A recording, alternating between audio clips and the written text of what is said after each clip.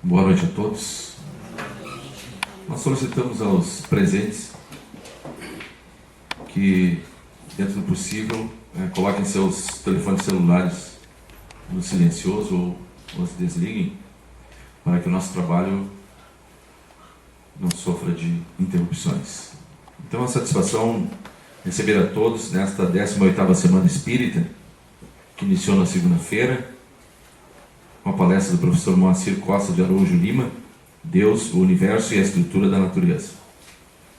E hoje nós vamos dando sequência a essa programação, que tem como título principal, como tema principal, o Livro dos Espíritos, 160 anos, um coerente paradigma do ser e da vida. Nós sabemos que neste ano completam-se 160 anos do lançamento de O Livro dos Espíritos por Allan Kardec, e que foi fundamental para a construção dessa doutrina, a doutrina dos Espíritos. Nessa noite nós recebemos Milton Rubens Medeiros Moreira, já posso dizer assim, um colaborador dessa casa, porque frequentemente aqui se encontra, com as suas palestras, e também através do nosso jornal Semeador, que eventualmente contamos com algum artigo de sua autoria. Nosso convidado é radialista, jornalista e procurador de justiça, e vai nos falar sobre o ser, sua imortalidade e comunicabilidade. Passamos então a palavra para Milton Rubens Medeiros Moreira, nosso palestrante dessa noite. Obrigado, boa noite. Uma alegria muito grande de estar aqui. Deixa eu pegar essa programação aqui, porque eu quero começar fazendo um elogio a essa belíssima programação, os 160 anos de O Livro dos Espíritos. São 4 palestras, uma das quais foi feita anteontem com o professor Moacir Araújo Lima, e que corresponde exatamente à primeira parte, ou ao primeiro livro, como algumas traduções dizem, de O Livro dos Espíritos, que trata das causas, chamadas causas primeiras. E a segunda, que me cabe discorrer hoje, o ser, sua imortalidade e comunicabilidade, que corresponde exatamente à segunda parte do Livro dos Espíritos, que tem por título, todo esse livro, toda essa parte tem por título Mundo Espiritual ou dos Espíritos. Depois vocês terão uma outra palestra sobre as leis morais, que é a terceira parte do Livro dos Espíritos, as leis morais e as relações, e finalmente o inquietante problema do futuro do ser, que corresponde exatamente à quarta parte do Livro dos Espíritos, que é aquele título das esperanças e consolações. Então, em 4 palestras, a direção desta casa quis dar uma síntese desse grande livro. Pois, uma programação muito de acordo e muito lúcida acerca do principal livro da doutrina espírita, o primeiro escrito por Allan Kardec, e ele poderia até ter ficado aí. Ele poderia ter, toda a doutrina espírita já está contida nessa obra, lançada em sua primeira edição, no ano de 1857, 3 anos depois ele ampliou, e no ano de 1857, então, ele lançava esse livro com essas 4 partes, e teve uma repercussão muito boa naquela época, em Paris, em outros países da Europa, e na América também, em alguns países da América. E eu gosto sempre de citar um grande teatrólogo francês, que depois passou a frequentar, inclusive, a Sociedade Parisiense de Estudos Espíritas, que era o Centro Espírita, dirigido por Allan Kardec, em Paris, Victorien Sardou. Ele recebeu aquela primeira edição do Livro dos Espíritos, que não tinha essa conformação que tem hoje, de 1018 ou 1019 questões, mas era bem mais reduzido, eram 500 questões. Mas ali já estavam contidas todos os fundamentos da doutrina espírita.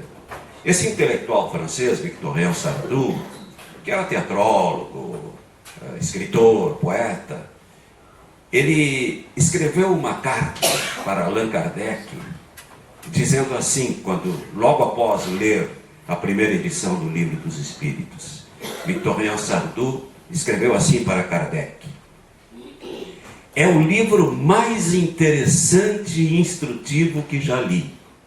E ele era um intelectual, lia muito. É impossível, dizia ele, que não alcance enorme repercussão. Todas as grandes questões da metafísica e da moral estão ali elucidadas de maneira muito satisfatória. Todos os grandes problemas foram resolvidos ali, inclusive aqueles que os mais ilustres filósofos não puderam resolver. E conclui assim a sua manifestação a Allan Kardec: é o livro da vida, é o guia da humanidade. Realmente, o Livro dos Espíritos pode ser visto sob esse ângulo de um livro da vida, porque ele engloba todas as grandes questões da vida. A parte relativa à chamada causas primeiras ou causas primárias, que foi o tema do professor Moacir há 2 dias atrás, que trata da inquietante questão, eu digo inquietante questão de Deus, porque a visão que temos de Deus no universo cristão, ele não corresponde exatamente à visão filosófica que Allan Kardec trouxe naquela primeira questão, especialmente, quando ele define Deus como causa primeira, e inteligência suprema e causa primeira, ou causa primária de todas as coisas. Ele desantropomorfizar. Vamos repetir: desantropomorfizar. Ele desantropomorfiza Deus e faz dele, define-o como uma inteligência. Ele não é aquele velhinho de barbas longas, ele não é uma pessoa, conforme é na teologia judaico-cristã. Ele é a inteligência suprema e a causa primária de todas as coisas. Isto no tempo em que surgia o processo da evolução, o evolucionismo, isso correspondia à visão científica que então se apresentava ao mundo. Uma causa primária, mas não aquele que fez. Mas não é esse o meu tema. O meu tema é o mundo espiritual ou dos espíritos. E esse, eu poderia dizer assim, é o tema central do Livro dos Espíritos. Tanto que o Livro dos Espíritos tem 1019 questões, e da questão 76 até a questão 613, ela trata, justamente em vários e vários capítulos, ela trata desse ser que até então era um ser abstrato, o espírito. Mas afinal de contas, o que é o espírito? O que é a alma? Na visão religiosa, na tradição judaico-cristã, é alguma coisa que tem personalidade? É alguma coisa que tem conexão com o ser material? Ou é uma fumacinha que se esvai e que se desmancha no universo, ou que terá uma recompensa eterna e um castigo eterno? O espírito é, eu costumo dizer, a matéria principal do Livro dos Espíritos, a matéria-prima do espiritismo. Nem é Deus. Deus ainda, com toda essa definição filosófica, inteligência suprema e causa primária de todas as coisas, Deus é absoluto. Nós não temos condições de entender Deus. Ou temos? Não temos. nós o figuramos de alguma maneira, mas nós não temos condições. Agora, se eu disser que o Espírito sou eu, que o Espírito é você, se eu disser que nós não somos um corpo que temos um espírito, mas somos sim um espírito, e que estamos revestidos temporariamente de algo material, eu estou dizendo que o homem é espírito. E essa é a grande revolução proposta por Allan Kardec em O Livro dos Espíritos. Ele deixa de ver o espírito como aquela abstração não tão entendida, não tão compreendida, mas ele coloca exatamente como identidade do ser humano, a própria identidade do ser humano, o espírito. É por isso que o Livro dos Espíritos, e o Jerry, como é meu amigo, me deu exatamente a parte mais longa, para eu dizer em 45 ou em 1 hora, 45 minutos em 1 hora. De maneiras que apenas poderemos dar algumas pinceladas nesse que é o tema central, até pelo nome que tem o Livro dos Espíritos. E a gente começa lá, por exemplo, com a questão número 23 do Livro dos Espíritos. Allan Kardec faz esta pergunta aos espíritos: o que é o espírito? O que é o espírito? Ele já tinha perguntado lá na questão número 1, o que é Deus? Ele não perguntou quem é Deus, porque ele desantropomorfizou Deus. Agora saiu. Ele perguntou o que é Deus, e ele pergunta também aqui, o que é o espírito? E a resposta, tão sintética quanto aquela da questão primeira, diz assim: o espírito é o princípio inteligente do universo. Então o universo, ele já é produto do espírito.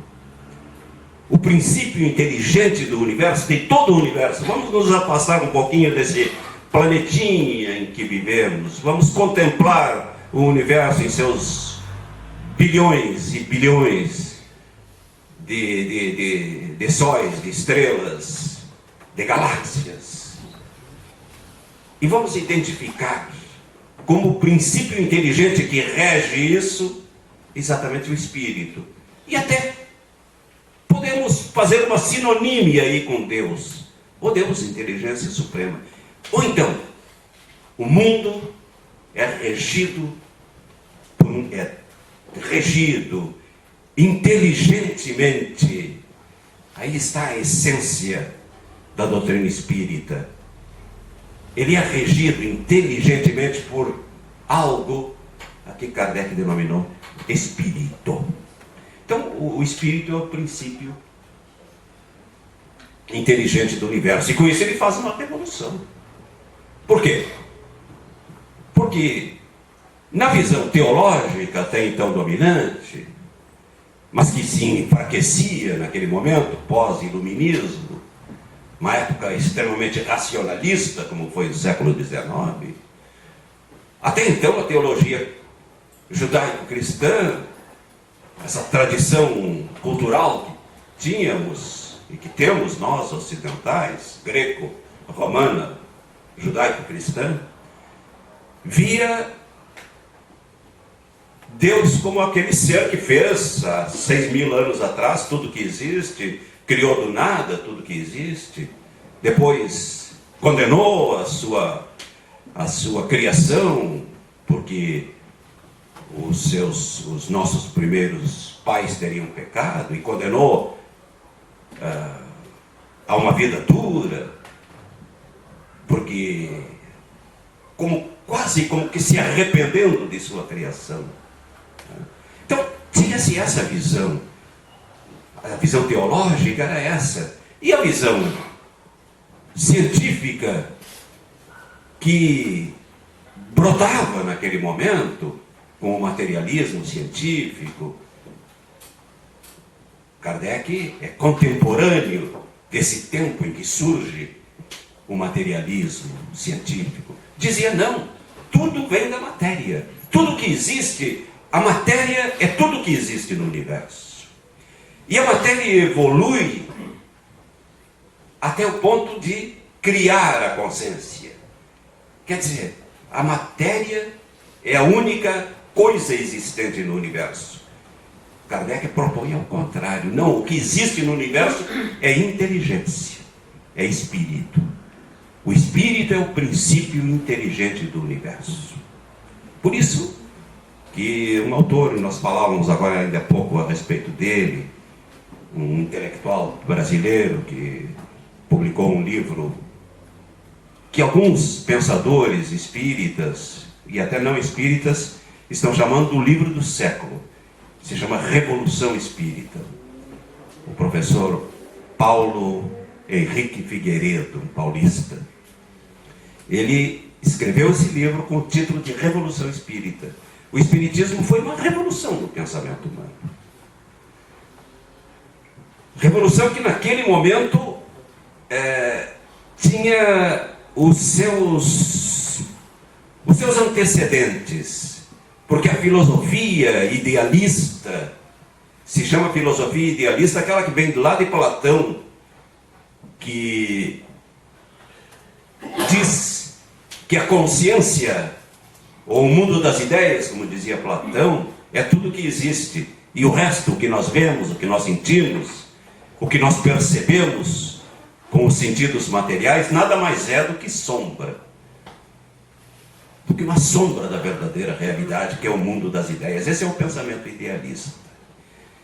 Naquele momento, no século XIX, essa corrente ainda era forte. E isso deu origem ao Espiritismo. Foi nesse ambiente cultural é que nasceu o Espiritismo. Daí o sucesso de O Livro dos Espíritos. Então, já na questão 76, que faz parte dessa área a respeito da qual nós estamos tratando hoje, do mundo dos espíritos, Allan Kardec faz outra pergunta.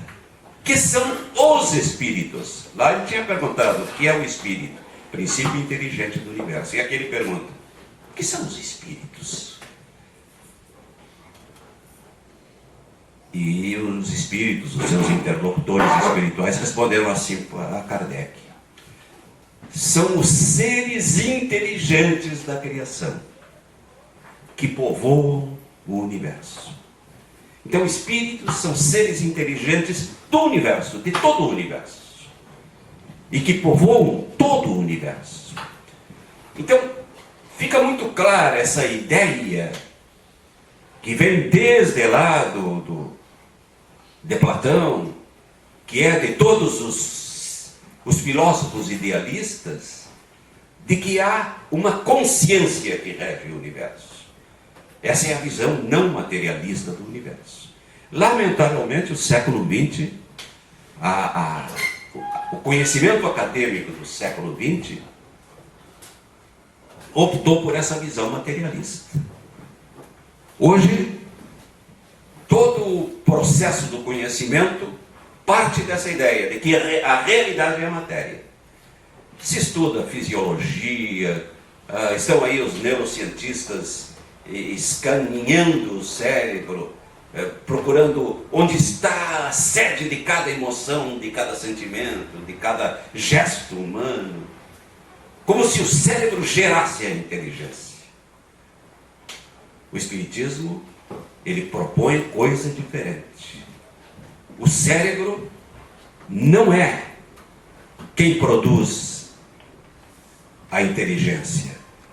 Ao contrário, a consciência, a inteligência, no seu processo evolutivo, é que deu origem ao cérebro.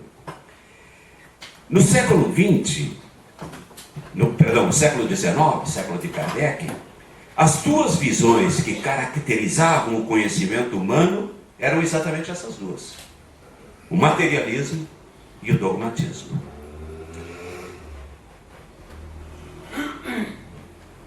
A proposta kardeciana, ela se baseia em uma área do conhecimento, em uma série de pensadores que defendiam coisa diferente. Vivia, por exemplo, nessa época, um grande pensador que era Victor Kozan, que era aquele a quem se atribui a criação do que ele chamou de espiritualismo racional. Ele propunha que ao invés das religiões, que ao invés das revelações, que já não compactuavam com os conhecimentos científicos, que se desenvolvesse um espiritualismo racional, a partir sempre da ideia do espírito. É por isso que o espiritismo, ele, com a publicação do Livro dos Espíritos, ele entra exatamente nessa área. E é por isso também que um grande pensador da época, que era espanhol, que se chamava Manuel Gonçalves Soriano, e que não era espírita, e que nunca foi espírita, ele seguia uma filosofia de um pensador chamado Krause, que era holandês, e que criou o chamado krausismo, que era espiritualista, e que tinha raízes na filosofia de Kant. Não se tornou uma religião, mas uma corrente filosófica. Esse espanhol, Manuel Gonçalves Soriano, depois de ler as obras espíritas de Allan Kardec, escreveu um livro com esse título: El Espiritismo es la filosofia. O espiritismo é a filosofia. Ele viu no espiritismo exatamente a melhor filosofia para explicar, como disse aquele teatrólogo citado no início dessas nossas reflexões, ele viu no espiritismo uma proposta capaz de abranger todas as questões filosóficas, a partir dessa ideia gigantesca, dessa ideia matriz do espírito. E essa corrente de pensamento que vem desde lá de Platão, vocês naturalmente já viram falar, já leram provavelmente, ouviram falar na célebre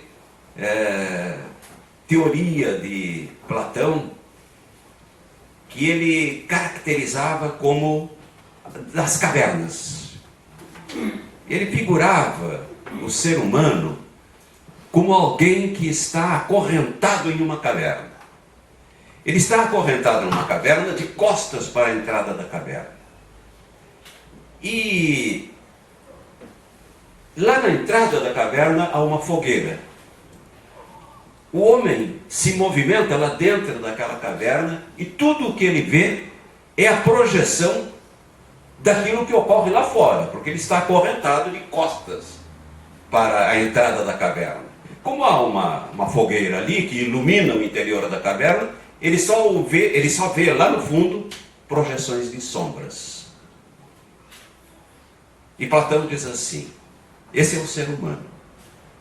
É o ser humano que não conhece a realidade, porque a realidade está lá fora. É aquilo que Platão chamava de o mundo das ideias.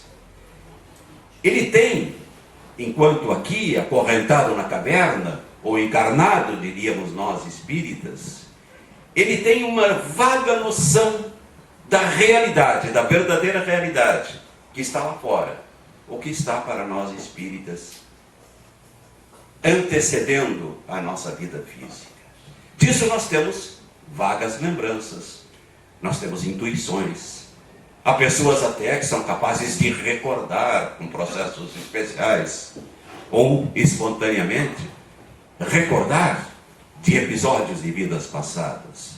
Mas a realidade que nós temos aqui são sombras. A realidade que nós temos aqui não é aquela realidade verdadeira que está lá fora, onde palpita a vida, segundo Platão. É a realidade do espírito. Platão, com a sua teoria das ideias, onde essa ideia da caverna é a base, é a ideia principal, e muitos outros filósofos que nós chamamos dos idealistas. O que é o idealismo? Ao contrário do realismo, que é da coisa, res, né? O idealismo é aquele que diz assim: a consciência em primeiro lugar. Há alguma coisa que está anterior à matéria, que é a consciência, que é o espírito, diríamos nós, espíritas. E assim, Leibniz, com suas mônadas, que eram os princípios da vida.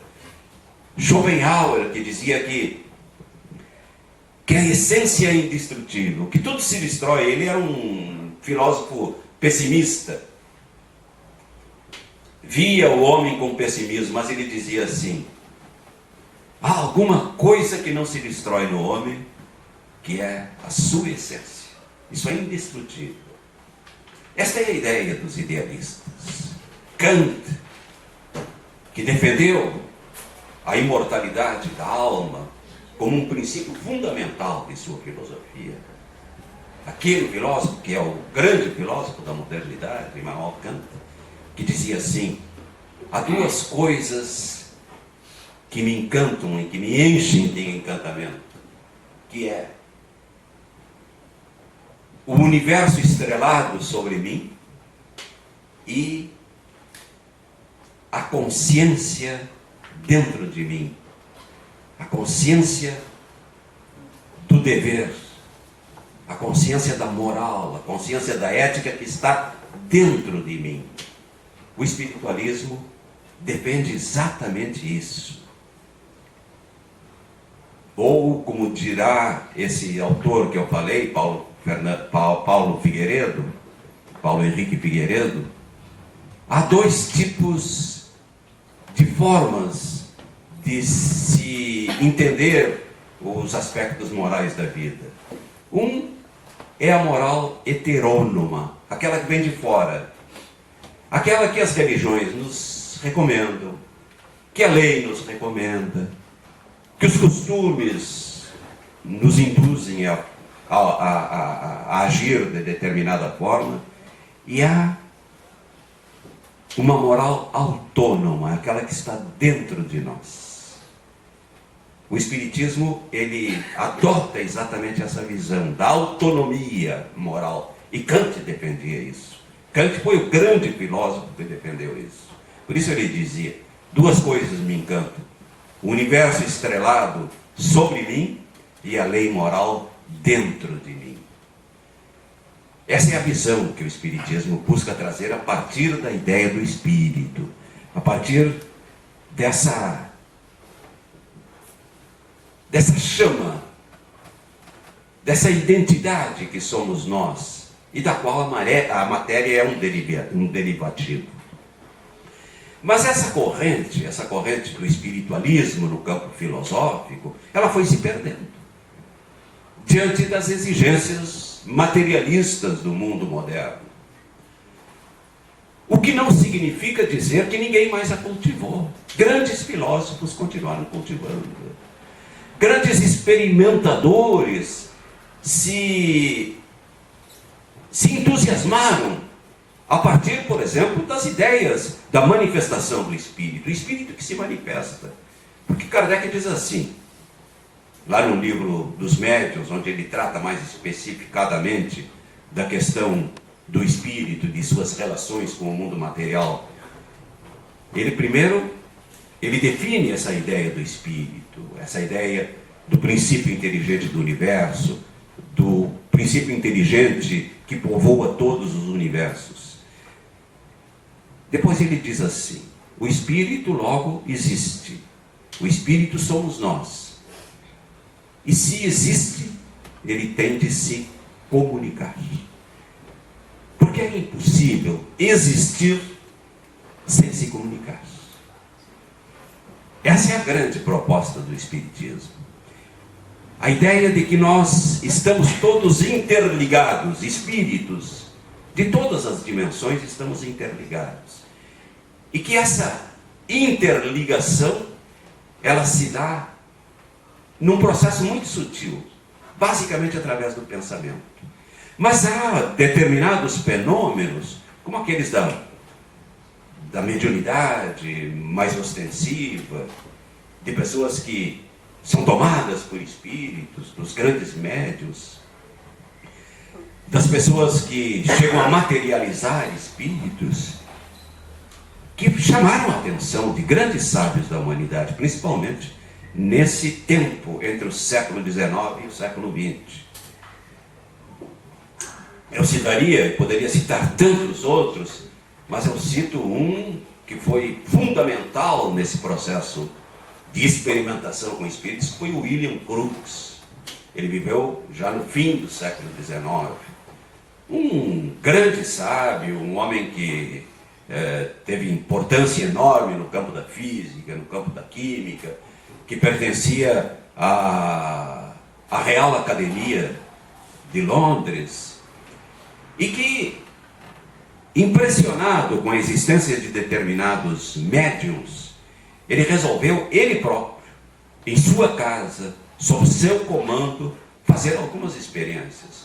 Buscou uma médium, se chamava Florence Cook, que tinha uma mediunidade extraordinária, e durante meses e meses, com a presença de outros experimentadores, de outros cientistas em sua casa, essa médium, ela provocava a materialização de um espírito que se chamou Kate King, que se identificava como Kate King, e ele, William Crookes e os demais sábios que o acompanhavam, fizeram todo tipo de experiência para comprovar que aquilo que aparecia ali, aquela materialização daquela moça, não era simplesmente um desdobramento da personalidade do médium.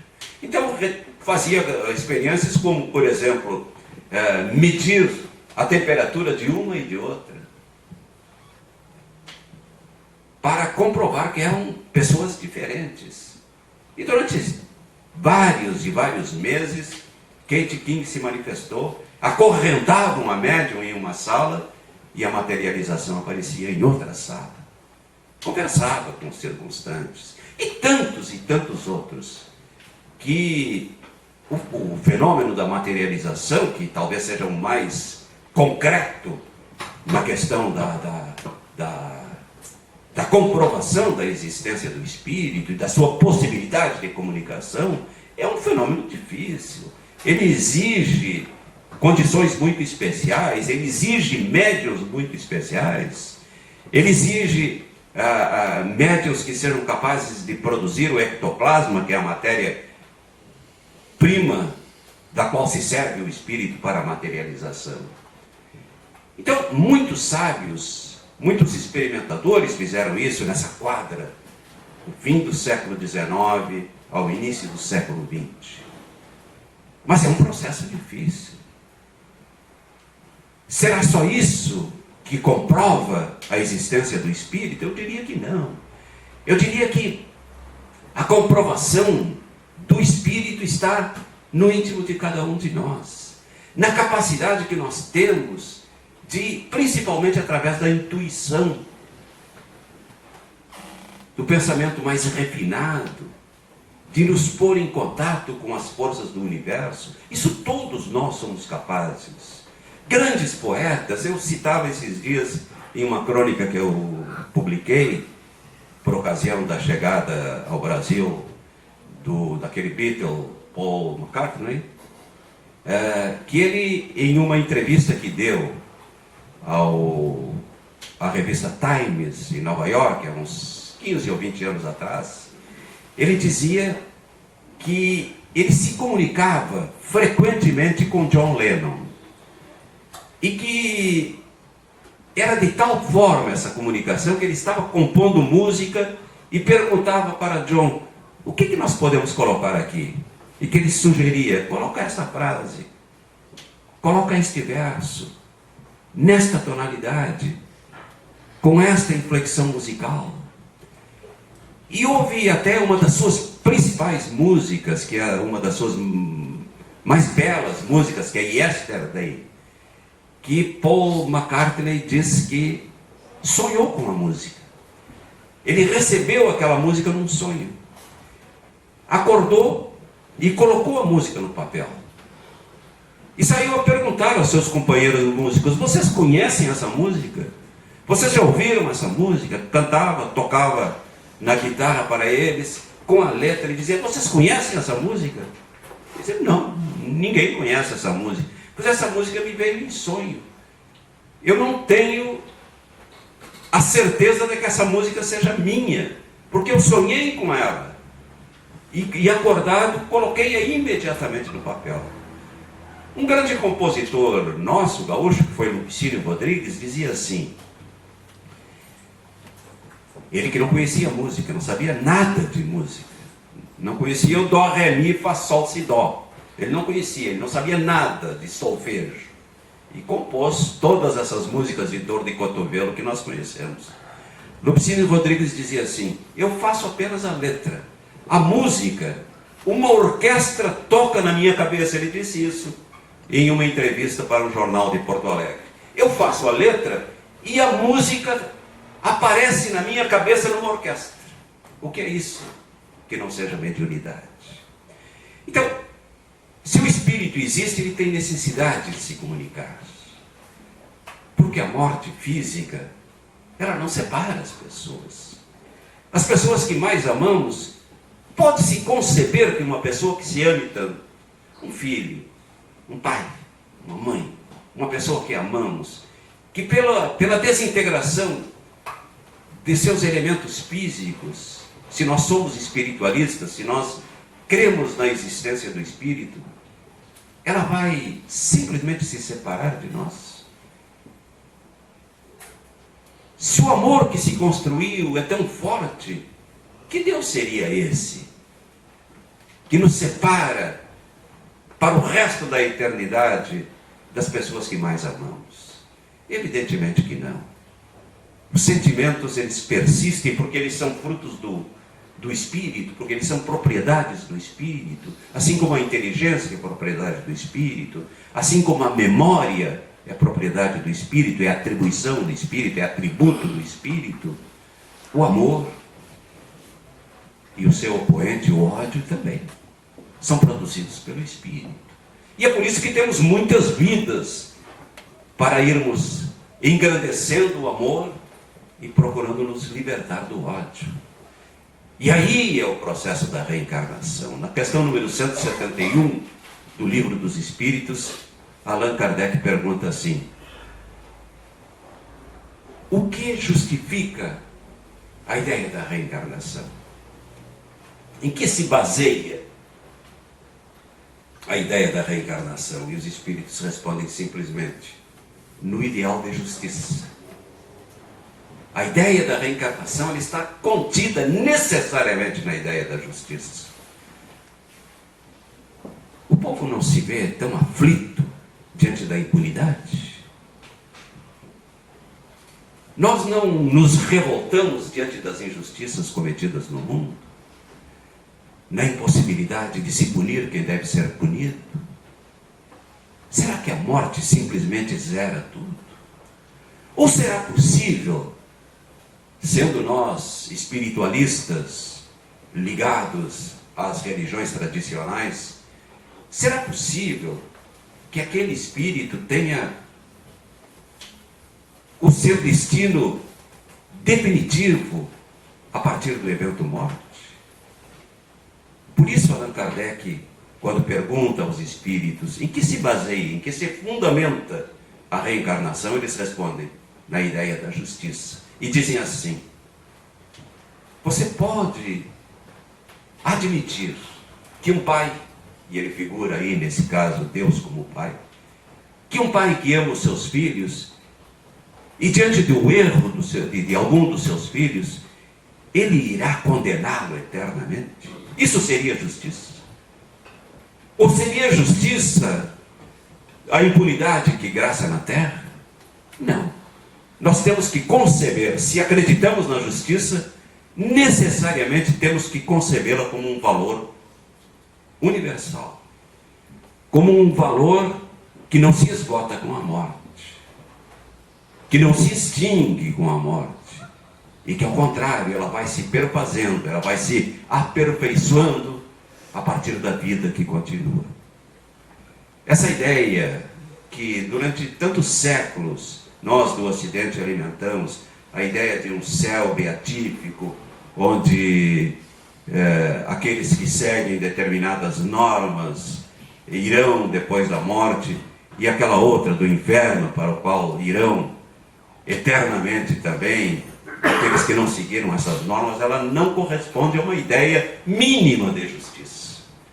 A uma ideia mais simplificada de justiça. Ela não fecha com essa ideia de castigos e recompensas eternas. Um grande pensador brasileiro que nos deixou há muito pouco tempo, que era pedagogo, filósofo, Rubem Alves, que tinha parábolas extraordinárias. Rubem Alves, que fora ministro de uma igreja, se não me engano, metodista, durante muito tempo de sua vida, e depois se desencantou com os dogmas da sua religião e se tornou um livre pensador, mas aceitando a ideia de Deus, aceitando a ideia do Espírito. Rubem Alves, ele conta uma das suas parábolas, ele figura a existência de um velho boníssimo, um velho que todo mundo adorava. Ele tinha um grande sítio, onde produzia flores e frutas de todas as espécies. As pessoas iam lá, ele oferecia flores, oferecia frutos. Ele era uma pessoa boníssima, admirada por todos, estava sempre ali junto à sua plantação, todos gostavam de ir visitá-lo, todos adoravam aquele velhinho tão simpático. Mas sobre ele existia uma dúvida. Durante a noite ele desaparecia. Diziam uns que ele entrava para uma mata e realmente nos fundos desse seu sítio belíssimo existia uma floresta. Ao entardecer ele se embrenhava nessa mata, nessa floresta, e segundo alguns, ele torturava algumas pessoas que ele não gostava e que ele havia aprisionado ali. Havia lá uma caverna onde ele provocava todo tipo de sofrimentos àquelas pessoas durante toda a noite. Então, se existe um Deus, dizia Rubem Alves, ele não pode ter essas duas fisionomias, essas duas personalidades. Em um momento ser a eterna bondade, a suprema bondade, e em outro momento e para outros ser a maldade suprema de toda a eternidade, de sofrimento eterno. É por isso que a filosofia espírita, além de adotar a ideia do espírito como unidade essencial do ser, como a própria personalidade individual de cada um, ela defende essa ideia de que o espírito sobrevive, e mais do que sobrevive, ele retorna tantas vezes quantas necessárias ao plano material no seu processo de aperfeiçoamento, no seu processo de aprimoramento. Não esqueçam que o espiritismo também é um produto do evolucionismo. Ele é contemporâneo do evolucionismo. Enquanto Darwin e os grandes estudiosos do evolucionismo do século XIX traziam as suas teses de que a matéria está em constante processo de desenvolvimento, de que a vida está em constante processo de desenvolvimento, a vida orgânica, a vida material, Allan Kardec propõe o mesmo princípio para a vida espiritual. O espírito também, ele está em constante processo de crescimento, está em constante processo de evolução. Por isso que o espiritismo é uma doutrina moderna. Eu dizia que o século XX se enamorou do materialismo. Mas existem grandes pensadores hoje que estão sustentando que o materialismo está próximo do seu fim. De que não é possível mais pensar um universo a não ser de uma forma inteligente. De que ele é um processo inteligente. Um grande pensador que o New York Times classificou como um dos 5 maiores pensadores da atualidade, que se chama Robert Lanza, ele criou uma tese que ele chama de biocentrismo. ele vê a vida e a consciência como o princípio fundamental de todo o universo. Ele defende que, através dessa tese do biocentrismo, de que toda a vida é consciência, e que a consciência se faz matéria, e que a consciência, ela produz tudo o que existe, mas a consciência é o princípio fundamental da vida. A consciência cria o universo material e não o contrário. Um outro neurocientista que é canadense, que se chama Mário Beauregard, que é PhD em várias cadeiras de medicina, ele faz a distinção entre mente e cérebro, defendendo que não é o cérebro que produz a mente, ao contrário, que é a mente, que é a consciência que produz o cérebro. O cérebro é um subproduto da consciência. É como se fosse um computador. O computador tem os seus programas, que são o espírito. E tem o seu mecanismo. Um mecanismo que não funcionaria se não tivesse os programas de computador, que são manifestações da inteligência. Esses pensadores modernos, eles lançaram há alguns anos o que eles chamaram de Manifesto por uma Ciência Pós-Materialista, juntamente com professores das universidades de Harvard, do Arizona e outras universidades americanas. Eles dizem assim: nós não somos robôs biológicos. Não podemos mais ver o homem como um robô biológico, que o cérebro comande como um computador. Não. Há algo muito mais profundo atrás de tudo isso, que é a consciência. E a consciência que sobrevive. A consciência que está além da morte, que está além da vida física. Então, tudo indica, amigos, que estamos realmente no fim de uma era, dessa era materialista. Porque determinados fenômenos, como o fenômeno da quase morte, por exemplo, alguém cujo cérebro morre, alguém cujo cérebro já não está recebendo o sangue, em poucos segundos, um cérebro que não é irrigado pelo sangue, ele está morto. E, no entanto, em vários processos hoje possíveis na medicina, de ressuscitação através de aparelhos, aquela consciência se manteve fora do corpo, presenciando tudo o que ocorre naquele local hospitalar, dando depois o seu depoimento sobre o que aconteceu ali, sobre os procedimentos médicos, e ele, pela ressuscitação, o coração volta a funcionar. Aquela consciência volta à vida e guarda lembranças muito claras de tudo o que aconteceu durante aqueles momentos. A memória extracerebral, das crianças que lembram de vidas passadas, como foram, por exemplo, aquelas estudadas por um grande experimentador americano, um psicólogo, psiquiatra, que se chamou Ian Stevenson, que escreveu um livro histórico que se chama 20 Casos Sugestivos de Reencarnação, que andou por vários países, inclusive no Brasil, entrevistando especialmente crianças que diziam recordar de vidas passadas. E que, mais do que dizer, diziam assim, em casos mais extremos, diziam para o seu pai e para a sua mãe: você não é meu pai, você não é minha mãe. Meu pai é fulano de tal, dava o seu nome. Minha mãe é fulana de tal, dava o seu nome. E aquele experimentador, aquele estudioso, acompanhava aquela criança até o local que ela dizia ser a sua casa, e lá encontrava exatamente as pessoas que ela descrevia.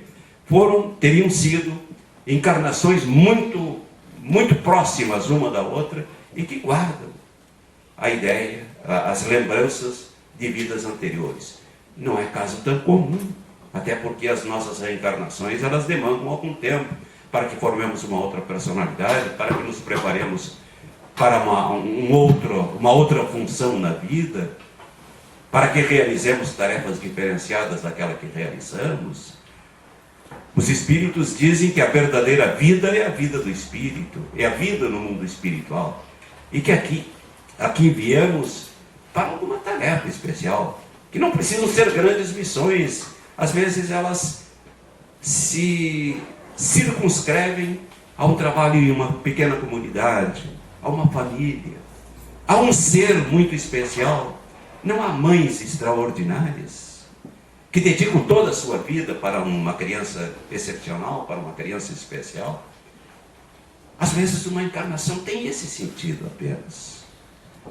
Mas toda encarnação, ela tem um sentido, a vida tem um sentido. Eu poderia dizer, já no encerramento dessas nossas reflexões, que a grande proposta do Espiritismo é dar um sentido para a vida. O materialismo não dá sentido à vida. O sentido que ele dá à vida é muito escasso, é muito restrito. Ele dura alguns anos.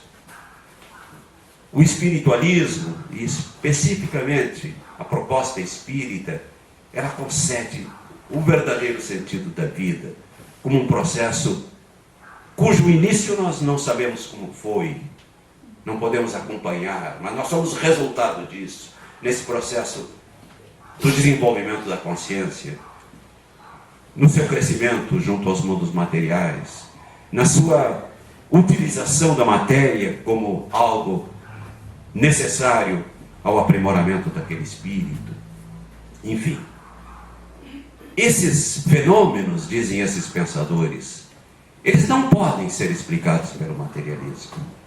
E é por isso que eles propõem isso que eles chamaram do manifesto pós-materialista, propondo uma nova visão sobre a vida, porque fenômenos dessa natureza, devidamente comprovados, da memória cerebral,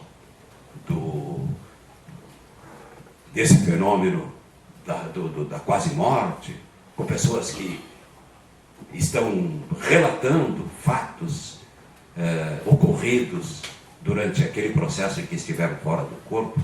Esses fenômenos, devidamente comprovados, eles não cabem na proposta materialista.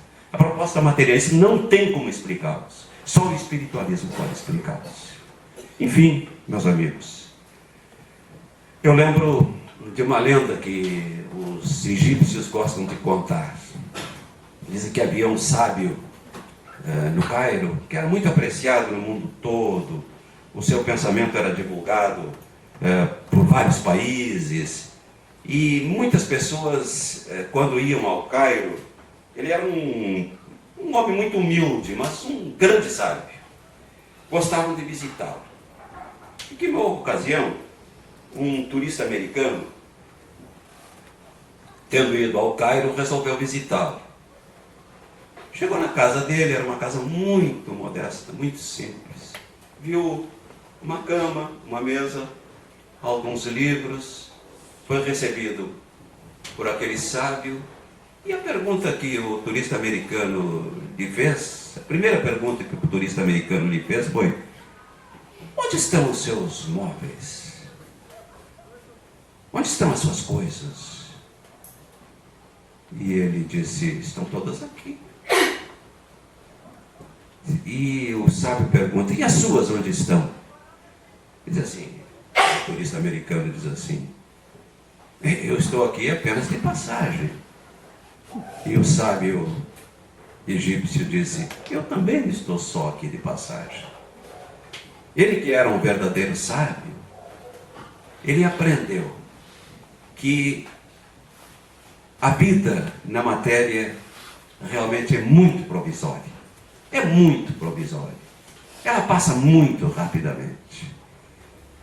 E que o verdadeiro sentido da vida, ele exige, não é mais uma questão de fé, é uma questão de raciocínio. A vida exige uma outra explicação. A vida exige uma outra definição. A vida nos mostra que efetivamente somos consciência acima de tudo. E que essa consciência é responsável pelos seus atos. E que essa consciência é autônoma para dirigir a sua vida. Que já não estamos dependendo mais de regras que nos impõem, mas de olharmos para dentro de nós e sentirmos a necessidade de um processo de crescimento, de um processo de evolução, de um processo de solidariedade com todos, um processo de amor, um processo de verdadeira vida. Sem isso, a vida perde inteiramente o sentido. Se o Espiritismo nos propõe alguma coisa de revolucionário, é exatamente isso. De que somos seres que aqui estão meramente de passagem. Que a verdadeira vida, como dizia Platão, ao figurá-la como a vida material dentro de uma caverna, e que só via sombras se projetando lá, a verdadeira vida está realmente além daqui. Isso não significa dizer que isso não é importante. Que esta fase em que aqui estamos não seja importante. Ela é importantíssima. Ela é o processo mediante o qual o espírito cresce. E cresce num planeta como este, que Kardec didaticamente classificou como um planeta de provas e expiações. Ela cresce justamente no contato com o diferente. Que talvez o grande desafio que cada ser humano enfrenta, o maior desafio que cada ser humano enfrenta, é o de conviver com o seu diferente. E que não está exatamente na diferença entre os cristãos e os árabes, muçulmanos, que são rejeitados quando querem ingressar no mundo ocidental, que é muito mais do que às vezes se manifesta justamente no âmbito restrito do nosso lar, com a pessoa diferente com quem convivemos sob o mesmo teto, e que às vezes é um grande desafio. Há pessoas que se tornam célebres, que se tornam famosas, que são nomes de rua, que são nomes de cidade, cuja vida é escrita em livros, mas que, se formos ver, ela não resolveu esse problema mais fundamental da vida, que é a convivência com o seu diferente no íntimo, na sua vida íntima, na sua vida pessoal, na sua vida interna, na sua vida de relação mais íntima. Às vezes, a grande lição que temos, como eu já disse antes, ela se refere a um pequeno grupo, se não que a uma determinada pessoa, e nós estaremos crescendo na convivência com ele. Meus amigos, tanto se poderia dizer sobre essas tantas e tantas questões que constituem exatamente a base fundamental do Espiritismo, que é a existência do Espírito.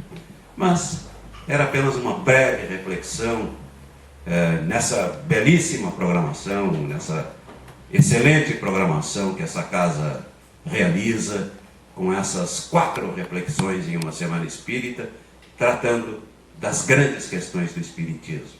As causas primárias, causas primeiras, o Espírito, que é o tema de hoje, depois a questão moral, que é o resultado, que é a consequência da existência do Espírito, que é a consequência dessa visão que temos de vida, e finalmente a vida além, que Kardec chamou das esperanças e consolações, ou seja, de nossa vida além da matéria, nossa vida passado esse processo em que estamos vivendo. Muita coragem, é o que podemos dizer, num momento tão difícil pelo qual passa a humanidade, num momento tão difícil pelo qual passa nosso país, numa encruzilhada realmente que denota que a cultura materialista de nosso século não produziu os resultados satisfatórios, aquilo que a modernidade havia prometido. o bem-estar que a modernidade havia prometido, os direitos humanos que a modernidade nos prometeu e que fez com que eles fossem arrolados nas grandes leis, nos grandes modelos de convivência humana, através da ONU, através dos grandes movimentos de tolerância contra o racismo, contra a discriminação. Tudo isso que está constituído nos chamados direitos fundamentais do homem, que a modernidade propôs. Mas chegamos nessa encruzilhada, principalmente no nosso país, com tanta corrupção, com tanta maldade, com tanta violência. Nós podemos dizer, sim, que grande parte disso se deve a essa visão materialista do mundo. Alguém que faz essa reflexão, que nós fomos capazes de fazer hoje, de que a vida tem um sentido, de que nós somos responsáveis por cada um dos nossos atos, por cada um dos nossos pensamentos. Havia um pensador budista que dizia assim: cuida do que pensas, porque o teu pensamento, ele se tornará palavras, ele pode virar palavras.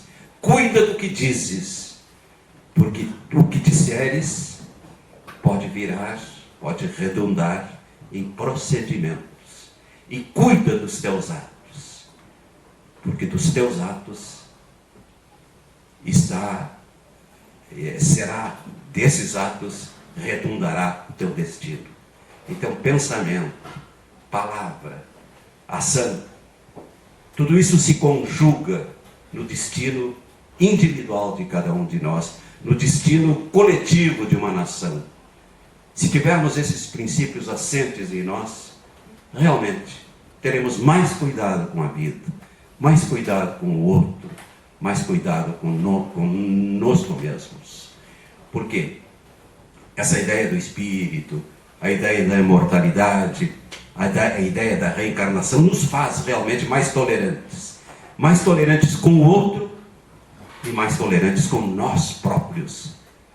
Porque nós aprendemos a contemplar as nossas fraquezas, nós entendemos as condições com as quais chegamos até aqui e sabemos que temos toda a eternidade, e por isso gera tolerância conosco mesmo, que temos toda a eternidade para administrar a nossa vida, fazê-la mais produtiva, fazê-la mais real, fazendo-a sempre com mais sentido.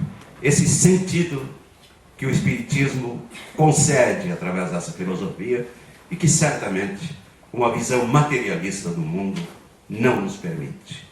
Era a proposta, era a ideia, era a reflexão da noite de hoje. Muito obrigado.